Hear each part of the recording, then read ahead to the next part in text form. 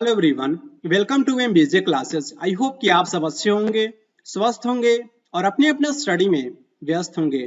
आज की इस वीडियो में हम डिस्कस करेंगे metals and non metal chapter का part number 7।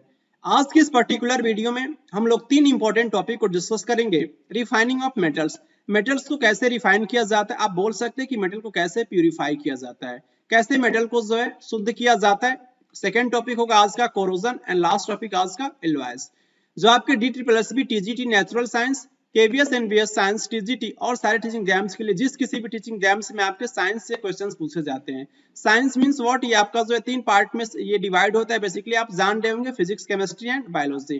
Physics, chemistry and biology, ये आपके केमिस्ट्री पार्ट का जो इंपॉर्टेंट टॉपिक है मेटल्स एंड नॉन मेटल्स, जो आपके एग्जाम्स के लिए बहुत ज्यादा इंपॉर्टेंट है। और आज की पर्टिकुलर वीडियो में हम लोग इन तीन इंपॉर्टेंट टॉपिक को डिस्कस करेंगे। तो आइए शुरू करते हैं आज का important video. Refining of metals क्या होता है? बेसिकली मेटल्स को प्यूरिफाई करना है, क्या कहलाता है? आपका रिफाइनिंग ऑफ मेटल्स कहलाता है। बेसिकली जो आपका मेटल जो ऑब्टेन होता है रिडक्शन प्रोसेस के थ्रू, रिडक्शन प्रोसेस के थ्रू जो ये प्रोसेस क्या होता है मैं ऑलरेडी पार्ट नंबर 6 में डिटेल में डिस्कस कर चुका हूं। अगर आप पार्ट नंबर 6 नहीं देखें तो सबसे पहले आपसे मेरी रिक्वेस्ट है कि आप पार्ट नंबर 1 से लेकर के पार्ट नंबर 6 तक देखें इस चैप्टर का, उसके बाद से आपके सारे कॉन्सेप्ट क्लियर होने वाले हैं। तो इस प्रोसेस को मैंने पार्ट नंबर 6 में डिस्कस किया कि जो आपका रिडक्शन के प्रोसेस के थ्रू जो भी आपका मेटल ऑब्टेन हुआ होता है वो बेसिकली आपका इम्प्योर होता है, उसमें इंप्योरिटीज होती है, वो अशुद्ध मेटल होता है।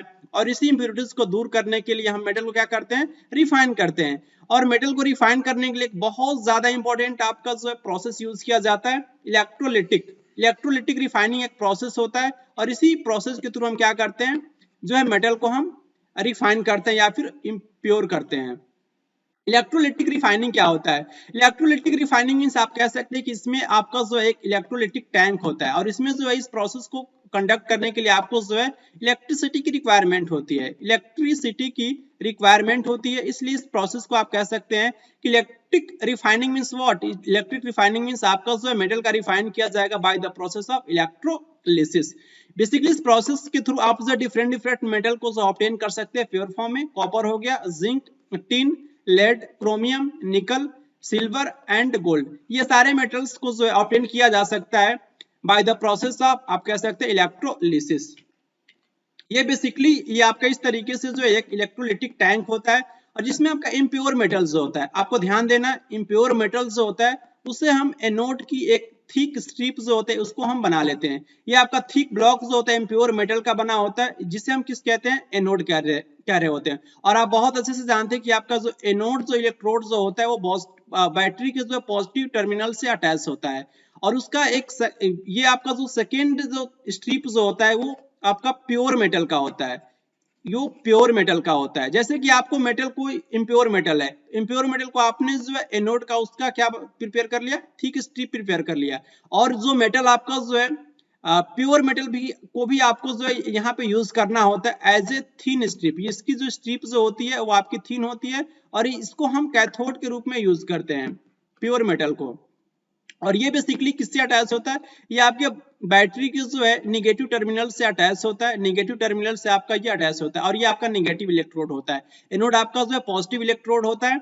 और उसके बाद से क्या करना होता है, आपको जिस मेटल को आप जो है प्यूरिफाई करना चाहते हैं उस मेटल का आपको जो सॉल्ट सॉल्यूशन की भी रिक्वायरमेंट होती है और उसमें क्या होता है कि आपको जो इलेक्ट्रोलाइट भी ऐड करना होता है। आप ये कह सकते हैं एज ए इलेक्ट्रोलाइट जो है आपका यूज किया जाता है, जो आपका इस मेटल का जो सॉल्ट होता है आप यहाँ पे देख सकते हैं। उसके बाद से जो है आप इसमें क्या करना होता है, आपको जो इम्प्योर मेटल में बेसिकली आपको इलेक्ट्रिसिटी जब आप पास करते हो तो आपका जो इम्प्योर मेटल जो होता है वो डिसॉल्व हो जाता है। जो एनोड पे जो आपका इम्प्योर मेटल है वो डिसॉल्व हो जाएगा और कहाँ जाएगा, डिसॉल्व होकर के इलेक्ट्रोलिटिक सॉल्यूशन में आपका चला जाएगा। जो आपका मेटल का जो सॉल्यूशन है उसमें वो चला जाएगा और ये आपका जो इलेक्ट्रोलिटिक सॉल्यूशंस में जो आपके मेटल्स जो गए हैं वो वहां से जो डिपॉजिट हो जाएंगे कहाँ पे, कैथोड पे। आप ऐसे समझिए कि आपका जो ये सॉल्यूशन है ये आपका इम्प्योर मेटल का, इम्प्योर मेटल जो है डिसॉल्व हो जाएगा, इसमें से मेटल जो है इसमें सॉल्यूशन में डिसॉल्व होंगे और उसके बाद से ये डिसॉल्व होने के बाद से किसके तरफ चले जाएंगे, ये कैथोड पे। तो हमें जो है प्योर मेटल जो है हमें कहाँ ऑब्टेन होता है, प्योर मेटल हमें जो ऑब्टेन होता है वो कैथोड पे हमें ऑब्टेन होता है। इस इंपॉर्टेंट पॉइंट को आपको याद रखना है कि प्योर मेटल हमें जो इलेक्ट्रोलिटिक की जब रिफाइनिंग करते हैं तो कहाँ ऑब्टेन होता है, आपका कैथोड पे ऑब्टेन होता है। और ये जो आपकी कुछ इंप्योरिटीज जो होती है वो सॉल्युबल होती है। जैसे कि आप यहाँ पे देखिए, यहाँ पे क्या कि इम्प्योर मेटल है, इम्प्योर मेटल की स्ट्रिप है, तो इसमें कुछ इंप्योरिटीज होगी, तो कुछ जो आपकी सॉल्युबल इंप्योरिटीज जो होगी वो आपके जो इस सॉल्यूशन में डिसॉल्व हो जाएगी, और इनसॉल्युबल इंप्योरिटीज जो होगी वो आपका जो है यहाँ पे नजर आता है। इनसॉल्युबल इंप्योरिटीज जो है आपके इसके नीचे एनोड के नीचे देखने को मिलेगा, एनोड के नीचे मिलेगा इनसॉल्युबल इंप्योरिटीज, जिसे हम एक टर्म से नाम से जानते हैं। एनोड के नीचे मिलता है जिसे हम बोलते हैं एनोड मड। किस नाम से जानते हैं? Anode mud. और anode mud means what? Anode मिट्टी आप कह सकते हैं इसे। ये बेसिकली आपका जो है ये जो इंप्योरिटीज जो होता है वो इनसॉल्युबल इंप्योरिटीज होता है, इनसॉल्युबल इंप्योरिटीज होता है। आप यहाँ पे देख सकते हैं कि एनोड मड में आपको जो ऑब्टेन होता है। इलेक्ट्रोलाइटिक रिफाइनिंग की जो प्रोसेस जो होती है उससे हमें प्योर कॉपर कैसे ऑब्टेन होता है, आइए इसको डिटेल में स्टडी कर लेते हैं। बेसिकली ये आपका यहाँ पे देख रहे हैं कि आपको जो है प्योर कॉपर जो है ऑब्टेन करना है, प्योर कॉपर ऑब्टेन करना है by the process of electrolytic refining. इस प्रोसेस के लिए एक बड़ा सा आपके पास क्या होना चाहिए? इलेक्ट्रोलाइटिक टैंक होना चाहिए, इलेक्ट्रोलाइटिक टैंक होना चाहिए, इलेक्ट्रोलाइटिक टैंक होना चाहिए। और देन इसमें जो है ये आप यहाँ पे देख रहे हैं एनोड, एनोड स्ट्रिप जो होता है वो इम्प्योर कॉपर का बना होता है, इम्प्योर कॉपर का बना होता है, इम्प्योर कॉपर का बना होता है, और ये बैटरी के जो है पॉजिटिव टर्मिनल से ये अटैच होता है। देन अनदर आपका जो इलेक्ट्रोड जो होता है वो कैथोड होता है, और ये मेटल का जो होता है, ये मेटल का जो है ये प्योर स्ट्रिप होता है, मेटल का जो है ये आपका प्योर स्ट्रिप होगा। इट मींस आप ये कह सकते हैं आप कॉपर मेटल को प्यूरिफाई कर रहे हैं तो स्ट्रिप किसका बना होगा? ये प्योर कॉपर का बना होगा। और ये आपका थिन स्ट्रिप होता है, ये थोड़ा पतला होता है, और ये आपका जो है थिक होता है, ये थोड़ा मोटा होता है। यहाँ पे बेसिकली क्या होता है कि आपको यूज करना होता है कॉपर सल्फेट का सॉल्यूशन, क्योंकि जिस मेटल को आप प्यूरिफाई कर रहे हो उसका आपको एज ए इलेक्ट्रोलाइट यूज करना होता है उसका सॉल्ट सॉल्यूशन, सॉल्ट सॉल्यूशन। और कॉपर आप प्यूरिफाई कर रहे हो तो उसके लिए हम यूज करते हैं कॉपर सल्फेट का सॉल्ट सॉल्यूशन। तो बेसिकली क्या होता है कि उसके साथ हम क्या करते हैं, उसको एसिडिफाई भी करना होता है। CuSO4 का ये आपका जो कॉपर सल्फेट सॉल्यूशन हो गया, देन H2SO4 के साथ उसको एसिडिफाई किया, और ये आपका जो है इस सॉल्यूशन में प्रेजेंट होता है। देन आफ्टर हम क्या करते हैं? इलेक्ट्रिसिटी फ्लो करते हैं। जब हम इलेक्ट्रिसिटी फ्लो करते हैं तो ये जो कॉपर प्रेजेंट है, ये जो कॉपर जो एनोड पे प्रेजेंट है, इम्प्योर कॉपर जो आपका प्रेजेंट है वो बेसिकली क्या करता है कि यहाँ पे इम्प्योरिटीज को छोड़ देता है, इम्प्योरिटीज को तो अपने साथ नहीं लेता है, यहाँ पे अपने इलेक्ट्रॉन्स को लूज करता है। इलेक्ट्रॉन्स को लूज करना इट मींस अपने आप को जो ऑक्सीडाइज करना, अपने आप को ऑक्सीडाइज करना। इट मींस आप ये कह सकते हैं कि हमें जो है एनोड पे जो है कौन सी प्रोसेस देखने को मिलती है? हमें प्रोसेस देखने को मिलती है ऑक्सीडेशन, ऑक्सीडेशन की प्रोसेस हमें जो है एनोड पे देखने को मिल रहा होता है। यहाँ पे जो इलेक्ट्रॉन कॉपर ने छोड़ा है वो इलेक्ट्रॉन क्या करता है कि वो इलेक्ट्रॉन जो है ऐसे कंप्लीट जो है सर्किट को कंप्लीट करता है, और वो कहाँ पे चला आता है? वो कैथोड स्ट्रिप पे चला आता है। देन ये कॉपर जो है आपका कॉपर आयन जो है जो सॉल्यूशन में प्रेजेंट है वो क्या होगा कि वो अट्रैक्ट होता है कैथोड की तरफ। कैथोड की तरफ अट्रैक्ट इसलिए होता है क्योंकि यहाँ पे इलेक्ट्रॉन्स प्रेजेंट हैं, और इलेक्ट्रॉन्स को ये क्या करता है कि कॉपर आयन जो है वो एक्सेप्ट करके अपने आप को जो है वो रिड्यूस हो जाता है, अपने आप को जो रिड्यूस हो जाता है किसमें? कॉपर मेटल में, कॉपर मेटल में रिड्यूस हो जाता है। इट मींस आप ये कह सकते हैं कि कैथोड पे हमें जो है रिडक्शन की प्रोसेस देखने को मिल रहा होता है, और यहीं पे हमें जो है कॉपर, प्योर कॉपर मेटल हमें ऑब्टेन होता है, प्योर कॉपर मेटल हमें कैथोड पे ऑब्टेन होता है। और इम्प्योर मेटल की हम बात करें तो यहाँ पे आपका जो कुछ इम्प्यूरिटीज होती है, कुछ अशुद्धियां होती है एनोड पे कॉपर मेटल के साथ साथ। तो ये इम्प्यूरिटीज जो होती है कुछ तो आपके सॉल्युबल होती हैं, सॉल्युबल इम्प्यूरिटीज होती है वो तो इस सॉल्यूशन में डिसॉल्व हो जाएंगी, लेकिन कुछ आपके इनसॉल्युबल, इनसॉल्युबल ध्यान से समझना है आपको, इनसॉल्युबल इम्प्यूरिटीज जो होती है वो बेसिकली क्या होता है, वो आपका जो है इस एनोड के नीचे जो है वो जमा हो जाता है, इस एनोड के नीचे जमा हो जाता है, जिसे हम किस नाम से जानते हैं? एनोड मड कहते हैं। और इसमें इम्प्यूरिटीज के रूप में कभी कभी ये देखा गया है कि गोल्ड होता है, गोल्ड आप ये समझ सकते हैं AU, गोल्ड एक इंपॉर्टेंट आपका जो है मेटल है, और जो हमें एनोड मड के थ्रू से ऑब्टेन हो रहा होता है इस पर्टिकुलर प्रोसेस में। आई होप आपको जो इलेक्ट्रोलाइटिक रिफाइनिंग ऑफ कॉपर आसानी से समझ में आया होगा। मैंने पूरी कोशिश किया है कि आपको अच्छे से समझ में आए। नेक्स्ट टॉपिक है कोरोजन। कोरोजन मींस किसी भी मेटल के सरफेस का क्षय होना, आप बोल सकते हैं डिटेरियोरेट होना, किसके एक्शन के थ्रू, एयर के थ्रू या फिर मॉइस्चर के थ्रू या फिर कोई केमिकल हो सकता है जैसे कि आपका एसिड। और ये आपके डिफरेंट डिफरेंट मेटल में जो क्रोजन की जो प्रोसेस होती है वो डिफरेंट डिफरेंट तरीके से होती है और उसके लिए स्पेसिफिक कंडीशंस भी अलग अलग होती है। जब हम बात करते हैं rusting of iron, rusting of iron जो भी एक इंपॉर्टेंट एग्जांपल है कोरोजन का, इसको डिटेल में देख लेते हैं। ये आपका जो है आयरन कोई आपका ये बेसिकली जंजीर है और इसमें क्या लग चुका है, इसमें रस्ट लग चुका है। इसके लिए स्पेसिफिक कंडीशन क्या होती है, आपके पास जो है एक आयरन का कोई ऑब्जेक्ट होगा, उसके साथ साथ जो है ये ऑक्सीजन जो एटमॉस्फेयर से ऑब्टेन हो जाता है और उसी के साथ साथ जो है वाटर भी रिक्वायरमेंट होती है और वाटर हमें जो है कहां से ऑब्टेन होता है, मॉइस्चर से ऑब्टेन होता है। एज ए रिजल्ट हमें जो है हाइड्रेटेड आयरन थर्ड ऑक्साइड का फॉर्मेशन देखने को मिलता है Fe2O3 into X2। यही आपका क्या होता है, यही आपका जो है रस्ट होता है। यहाँ पे जो X जो होता है वो नंबर ऑफ वाटर मॉलिक्यूल होता है जो आपका फिक्स नहीं होता है। X की जो आपका जो वैल्यूज होती है वो आपकी वेरी कर रहा होता है। बेसिकली रस्ट का जो कलर कैसा होता है, रेड ब्राउन कलर का होता है। इसकी क्या क्या नेसेसरी कंडीशन होती है रस्टिंग ऑफ आयरन के लिए, तो दो इंपॉर्टेंट कंडीशन है। फर्स्ट है आपका ऑक्सीजन जो हमें एयर से ऑब्टेन होता है और सेकंड कंडीशन है आपका जो है वाटर मॉलिक्यूल जो हमें कहां से ऑब्टेन होता है, वो जो हमें ऑब्टेन होता है मॉइस्चर से ऑब्टेन होता है। और दोनों एयर एंड वाटर दोनों एक साथ मिलकर के क्या करते हैं कि रस्टिंग ऑफ आयरन कॉज करते हैं। इसमें से केवल एयर रस्टिंग ऑफ आयरन नहीं कॉज कर सकता है, केवल वाटर भी जो है वो भी रस्टिंग ऑफ आयरन कॉज नहीं कर सकता है। It means air and water जब एक साथ होंगे तभी जो रस्टिंग ऑफ आयरन देखा जा सकता है। रस्टिंग ऑफ आयरन को हम कैसे प्रिवेंट कर सकते हैं, फर्स्ट मेथड है कि जो भी आपका आयरन ऑब्जेक्ट है उसको आप क्या कर दीजिए, पेंट कर दीजिए। सेकेंड मेथड है कि आप जो आपका आयरन ऑब्जेक्ट है उसको आप जो अप्लाई कर सकते हैं उसके ऊपर ग्रीस या फिर जो ऑयल। नेक्स्ट आपका इंपॉर्टेंट प्रोसेस है गैल्वेनाइजेशन। गैल्वेनाइजेशन के थ्रू भी हम क्या कर सकते हैं, रस्टिंग ऑफ आयरन को प्रिवेंट कर सकते हैं। गैल्वेनाइजेशन की प्रोसेस में हम जिंक मेटल की क्या करते हैं कि कोटिंग करते हैं, जिंक मेटल की कोटिंग करते हैं आयरन ऑब्जेक्ट के ऊपर और इसी प्रोसेस को क्या कहते हैं, उसी प्रोसेस को हम बोलते हैं गैल्वेनाइजेशन। गैल्वेनाइजेशन की प्रोसेस आप देख सकते हैं कि process of deposition of a thin layer of zinc metal on iron object. हम क्या करते हैं कि उसमें जो थिन लेयर जो होता है जिंक मेटल का आयरन ऑब्जेक्ट के ऊपर चढ़ा देते हैं, उसी प्रोसेस को हम गैल्वेनाइजेशन कहते हैं। मोल्टन जिंक मेटल जो होता है उसमें हम बेसिकली डीप करते हैं आयरन ऑब्जेक्ट को, as a result thin layer of zinc metal का हमें फॉर्मेशन देखने को मिल रहा होता है। कोई भी आपका जो आयरन शीट है जिसका यूज जो है डिफरेंट डिफरेंट पर्पस के लिए किया जाता है, जैसे कि आपका ड्रम्स बनाने में, डस्टबिन बनाने में, इससे पहले इस आयरन शीट को जो क्या किया जाता है, गैल्वेनाइज्ड किया जाता है, जिससे कि आपका जो भी आर्टिकल बने जो उसमें वो क्या हो कि आपका जो है रस्टिंग फ्री हो, उसमें जल्दी से रस्ट ना लगे। रस्ट को प्रिवेंट करने के लिए इस आयरन शीट्स को ही पहले क्या किया जाता है, गैल्वेनाइज्ड किया जाता है।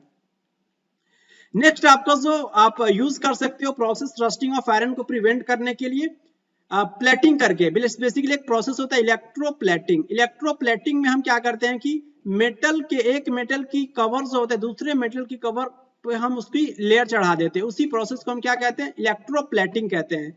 तो आपके टीन की प्लेटिंग एंड क्रोमियम की प्लेटिंग करके भी हम क्या कर सकते हैं, रस्टिंग ऑफ आयरन को हम प्रिवेंट कर सकते हैं। जैसे कि आप एग्जांपल देख सकते हैं कि टीन की प्लेटिंग जो की जाती है, किसमें टीन की प्लेटिंग की जाती है, आपका जो टिफिन बॉक्स जो बनना होता है ना, उसकी ऊपर जो होता है टीन की प्लेटिंग की हुई होती है। नेक्स्ट आप क्या कर सकते हो, क्रोमियम की प्लेटिंग भी कर सकते हो। क्रोमियम की प्लेटिंग जो भी आप देख सकते हो, टैप्स होते हैं, बाइसिकल हैंडल्स बार्स होते हैं और जो भी आपके कार बम्पर्स होते हैं, इन सारे जो भी आपके आयरन से बने हैं, आयरन से बने और या फिर स्टील से बने, उसको प्रोटेक्ट करने के लिए बेसिकली हम क्या करते हैं, क्रोमियम की प्लेटिंग कर देते हैं। जैसे एज ए रिजल्ट हमें जो होता है, जो भी आपका ये ऑब्जेक्ट है, जो भी आपका आयरन ऑब्जेक्ट है या फिर आप बोल सकते हो स्टील ऑब्जेक्ट को हम क्या कर सकते हैं, क्रोमियम की प्लेटिंग करके जो है उसको हम प्रोटेक्ट कर सकते हैं रस्टिंग से।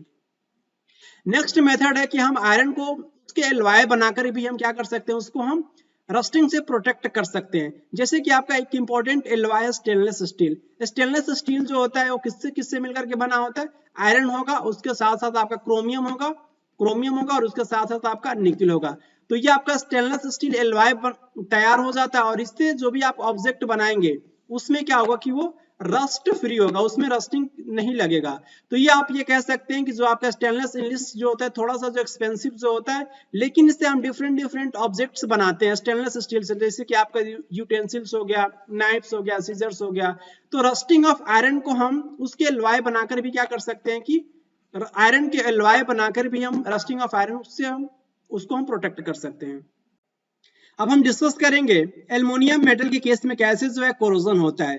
बेसिकली कोई एल्युमिनियम का ऑब्जेक्ट है, वो ऑक्सीजन के साथ रिएक्ट करता है, एटमॉस्फेयर में जो ऑक्सीजन प्रेजेंट होता है, तो ये एल्युमिनियम जो है आपका ऑक्साइड का फॉर्मेशन कर लेता है Al2O3, और इस एल्युमिनियम ऑब्जेक्ट पे जो है इसके ऑक्साइड की सरफेस का फॉर्मेशन हो जाता है। ये जो ऑक्साइड का सरफेस के फॉर्मेशन होने की वजह से एल्युमिनियम ऑब्जेक्ट जो होता है उसको ये प्रोटेक्ट करता है फर्दर कोरोजन से। इस तरीके से आप कह सकते हैं कि एल्युमिनियम के केस में जो है कोरोजन जो क्या होता है, यूजफुल होता है। और ये इंपॉर्टेंट पॉइंट याद रखना है कि एल्युमिनियम मेटल जो होता है वो हाईली रेजिस्टेंट होता है किसके प्रति, कोरोजन के प्रति। यहाँ पे इंपॉर्टेंट प्रोसेस भी आपको स्टडी करना है, एनोडाइजिंग। एनोडाइजिंग में हम क्या करते हैं, एनोडाइजिंग में हम जो एल्युमिनियम ऑक्साइड की एक थिक लेयर सरफेस जो होता है एल्युमिनियम ऑब्जेक्ट्स के ऊपर हम क्या करते हैं कि चढ़ाते हैं, और इसी प्रोसेस को हम क्या कहते हैं, एनोडाइजिंग कहते हैं। और ये जो प्रोसेस जो होता है थिक प्रोसेस, ये जो आपका ये थिक लेयर जो होता है एल्युमिनियम ऑक्साइड का, किसके द्वारा कंप्लीट किया जाता है, by the process of electrolysis. It means इसमें क्या किसकी रिक्वायरमेंट होगी, इलेक्ट्रिसिटी की रिक्वायरमेंट होगी। और ये पूरा का पूरा प्रोसेस क्या होता है मैं आपको यहाँ पे समझा रहा हूँ। बेसिकली इस प्रोसेस में क्या होता है कि आपका कोई एल्युमिनियम का ऑब्जेक्ट है, ये आपका एल्युमिनियम का ऑब्जेक्ट है, ये आपका एनोड की तरीके से वर्क करता है, और ये बैटरी के पॉजिटिव टर्मिनल से अटैच होता है, और ये कैथोड जो होता है बैटरी के नेगेटिव टर्मिनल से अटैच होता है। यहाँ पे इंपॉर्टेंट पॉइंट पे आपको फोकस ये करना है कि यहाँ पे जो एक सॉल्यूशन भी यूज किया जाता है dilute HCl, sorry dilute sulphuric acid use किया जाता है। इस केस में डाइल्यूट सल्फ्यूरिक एसिड यूज किया जाता है। जब हम इलेक्ट्रिसिटी फ्लो करते हैं तो ये H2SO4 जो होता है 2H positive and SO4 negative में क्या होता है कि इसका ब्रेक डाउन हो जाता है। ये जो हाइड्रोजन जो होता है वो कैथोड की तरफ क्या होता है कि अट्रैक्ट होता है, क्योंकि इस पे पॉजिटिव चार्ज है, और यहाँ पे जो हाइड्रोजन क्या करता है कि एक इलेक्ट्रॉन को जो है या H पॉजिटिव इलेक्ट्रॉन को एक्सेप्ट करके जो है हाइड्रोजन में कन्वर्ट हो जाता है। फिर ये नेक्स्ट हाइड्रोजन है, ये इसके साथ कंबाइन होकर के जो H2 में कन्वर्ट हो जाता है। तो यहाँ पे जो हाइड्रोजन गैस क्या होता है इवॉल्व हमें देखने को मिल रहा होता है किसके केस में, कैथोड पे हमें हाइड्रोजन गैस रिलीज देखने को मिल रहा होता है। लेकिन एनोड पे क्या होता है, एनोड पे हमें जो है ऑक्साइड का फॉर्मेशन करना है, और इसके लिए हमें जो है ऑक्सीजन की रिक्वायरमेंट होगी। ये ऑक्सीजन हमें आता कहां से है, बेसिकली इस सॉल्यूशन में आपके जो है 3 टाइप्स के आयन का फॉर्मेशन देखने को मिलता है। एक तो आपका H पॉजिटिव हो गया, और सेकेंड आपका जो है SO4 जो हमें जो है H2SO4 की डिसोसिएशन से ऑब्टेन हुआ, और यहाँ पे आपका जो है ये डाइल्यूट आपका जो है सॉल्यूशन है H2SO4 का, तो इसमें आपको जो है क्या ऑब्टेन होगा, वाटर भी तो ऑब्टेन होगा ना। तो यहाँ पे आपका जो है वाटर किस में डिसोसिएट हो जाता है, H positive and OH negative में डिसोसिएट हो जाता है। तो यहाँ पे बेसिकली आपका जो H पॉजिटिव तो वही सेम आयन है, ये किसके तरफ अट्रैक्ट हो जाएगा, कैथोड की तरफ अट्रैक्ट हो जाएगा।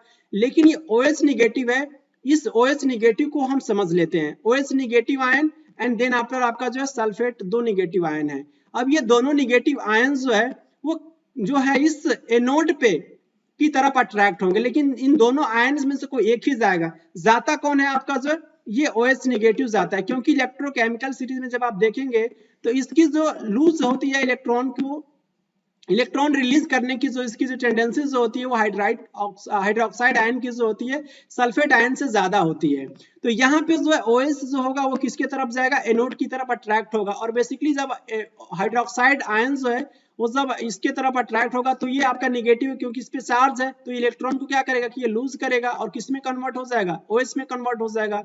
कोई भी स्पीसीज जो अपने ऊपर जो चार्ज पार्टिकल एक्सेप्ट नहीं करती, इसलिए जो इलेक्ट्रॉन को लूज करके OH में कन्वर्ट हो गया, फिर ये OH जो है दूसरे OH के साथ कंबाइन करके जो है, ध्यान से समझना है आपको, यहाँ पे आपको जो है H2O एंड O ऑब्टेन हो जाएगा। और ये आपका कौन सा ऑक्सीजन हुआ, ये जो ऑक्सीजन है दूसरे ऑक्सीजन के साथ कंबाइन होकर के बेसिकली जो है O2 का फॉर्मेशन करता है। और O2 का फॉर्मेशन होता कहाँ पे, आपका एनोड पे होता है। एज ए रिजल्ट आप कह सकते हैं कि ये O2 जो है एल्युमिनियम ऑब्जेक्ट से क्या करेगा कि वो रिएक्ट करेगा, एल्युमिनियम ऑब्जेक्ट से ये रिएक्ट करेगा। एज ए रिजल्ट हमें जो Al2O3 एल्युमिनियम का ऑक्साइड का फॉर्मेशन हमें जो है यहाँ पे देखने को मिलेगा। और इसी प्रोसेस को हम किस नाम से जानते हैं, इसी प्रोसेस को हम एनोडाइजिंग कहते हैं, एनोडाइजिंग कहते हैं। आई होप आपको ये प्रोसेस समझ में आया होगा। नेक्स्ट यहाँ पे देख भी सकते हैं कि ये थिक प्रोसेस का फॉर्मेशन करते हैं एल्युमिनियम ऑक्साइड लेयर को, और इसी को हम किस नाम से जानते हैं, एनोडाइजिंग प्रोसेस के नाम से जानते हैं। डिफरेंट आपके एल्युमिनियम ऑब्जेक्ट्स हैं, जैसे कि आपका प्रेशर कुकर हो गया, कुकिंग यूटेंसिल्स हो गया, सॉसपेन्स हो गया, इसमें जो है आपका ये एनोडाइजिंग का प्रोसेस यूज किया जाता है। एल्युमिनियम कि ऑक्साइड के लेयर को जो है डाइड करके भी हम क्या कर सकते हैं, उसके कलर को जो डिफरेंट कलर को हम ऑब्टेन कर सकते हैं। ये भी आपका इंपॉर्टेंट पॉइंट है, इसको आप याद रख सकते हैं। नेक्स्ट एग्जांपल हम डिस्कस कर लेते हैं कोरोजन का कॉपर मेटल के केस में। कोई आपका ऑब्जेक्ट है, आप यहाँ पे देख सकते हैं, ये आपका जो है ऑब्जेक्ट है और इस पे जो है ये किससे मिलकर के बना, ये आपका कॉपर का ऑब्जेक्ट है और इस पे क्या लग चुका है, इसका कोरोजन हो चुका है। आप यहाँ पे ग्रीन कलर देख रहे हैं, आप क्या देख रहे हैं, ग्रीन कलर देख रहे हैं। बेसिकली जब हम किसी भी ऑब्जेक्ट जो कॉपर से मिलकर के बना हो, कॉपर से बना हो, जब उसको हम डैम्प एयर में छोड़ते हैं तो उसके ऊपर ग्रीन कोटिंग का फॉर्मेशन हो जाता है और ये ग्रीन कोटिंग जो होता है वो आपका बेसिक कॉपर कार्बोनेट होता है, जो किसका किसका मिक्सचर होता है, वो copper carbonate and copper hydroxide का मिक्सचर होता है। CuCO3 into CuOH का होल ट्वाइस, ये उसका मिक्सचर होता है। और बेसिकली इसको हम क्लीन भी कर सकते हैं। जो आपका कॉपर जहाँ पे कोरोड हो चुका है, ये कॉपर आपका जो है कोरोड हो चुका है, इसको हम क्लीन भी कर सकते हैं, किसकी हेल्प से, डाइल्यूट एसिड सॉल्यूशंस की हेल्प से। और कुछ समय के बाद जब ये क्लीन हो जाएगा तो इसका जो एक्चुअल कलर जो होता है वो शाइनी रेड ब्राउन हमें फिर से क्या होगा कि हमें ऑब्टेन हो जाएगा। इस तरीके से हम कोरोजन ऑफ कॉपर देख सकते हैं, उसका कलर कैसा होता है, आपका ग्रीन कलर का होता है। कोरोजन का नेक्स्ट एग्जांपल हम डिस्कस करेंगे सिल्वर मेटल के केस में।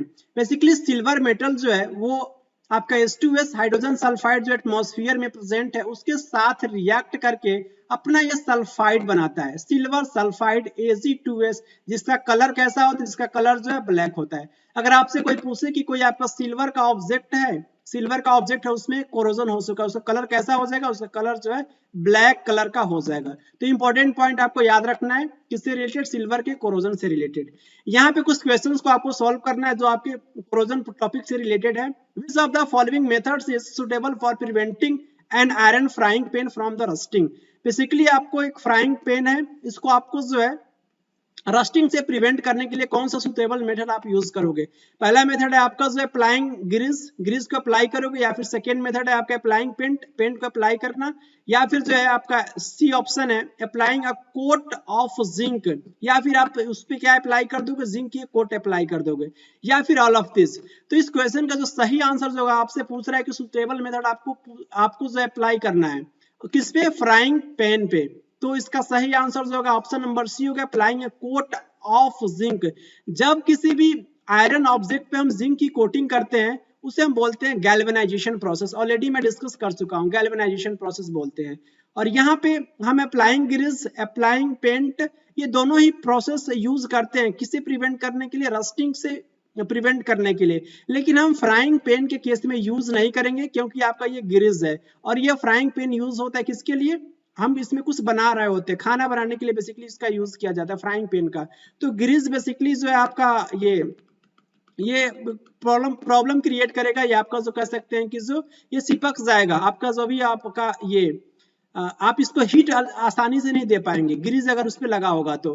पेंट भी आप उसमें अप्लाई नहीं कर सकते, क्योंकि पेंट इसलिए अप्लाई नहीं कर सकते हो क्योंकि ये पेंट भी क्या हो जाएगा, जब उसको फ्राइंग पैन को जब आप हीट करोगे तो बर्न करना स्टार्ट हो जाएगा। इसलिए सुटेबल मेथड जो है आपका जो है गैल्वेनाइजेशन का ये प्रोसेस होगा, applying a coat of zinc on frying pan.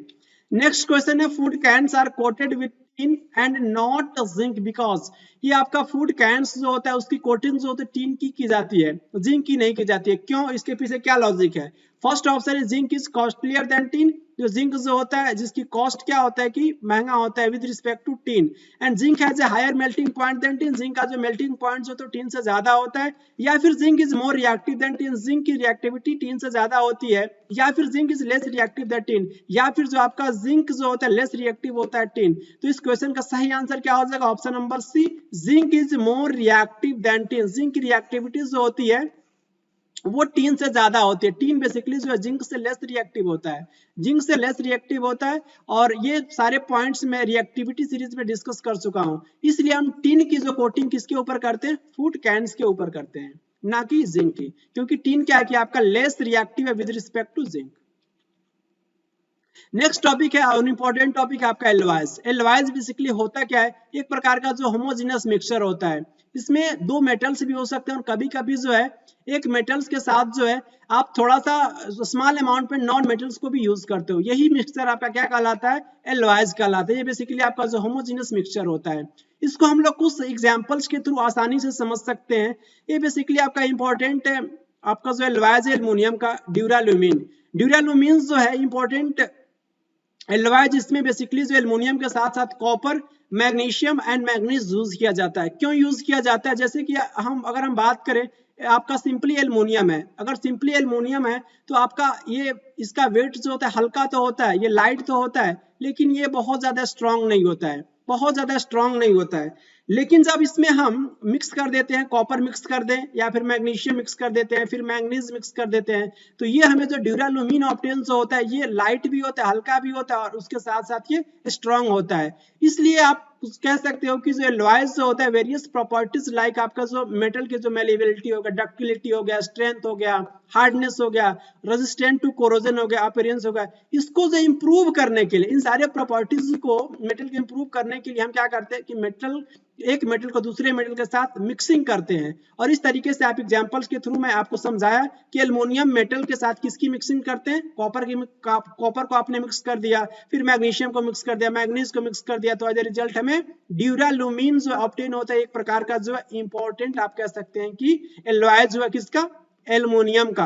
ये हल्का भी होता है और उसके साथ साथ स्ट्रांग भी होता है। इसका यूज कहाँ किया जाता है? एयरक्राफ्ट बॉडीज में वो बनाने में किया जाता है, और स्पेस की जो सैटेलाइट्स होते हैं इसको भी बनाने में किया जाता है। किचन वेयर जो होते हैं आपके, उसको जैसे कि आपका प्रेशर कुकर्स का जो वेयर जो होता है उसको बनाने में भी इसका यूज किया जाता है, ड्यूरालुमीन का।